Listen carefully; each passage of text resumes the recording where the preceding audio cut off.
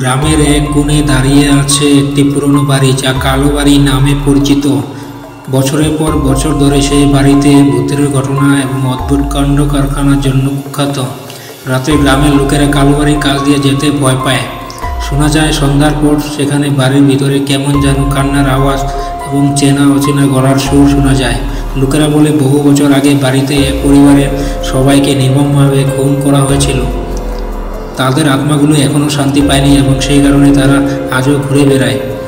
একদিন গ্রামের 3 বন্ধু অমিত, সঞ্জয় আর রাজেশ সিদ্ধান্ত নেয় কালো বাড়ির রহস্য উদ্ঘাটন করবে।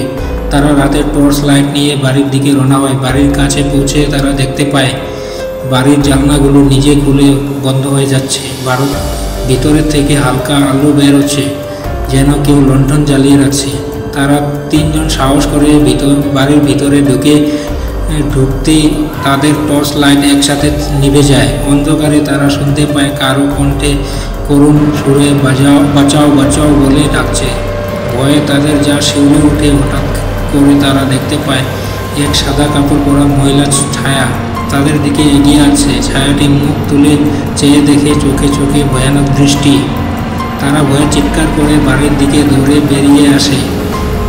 বাইরে এসে দেখে তাদের গায়ের কাপড় সব ভিজে গেছে এবং প্রচণ্ড শীত লাগছে। গ্রামের লোকেরা তাদেরকে এই অবস্থা দেখে চিন্তিত হয়ে পড়ে। তার জানা কালো বাড়ির অভিশপ্ত আত্মাগুলো তাদের শান্তি পেতে দেয় না।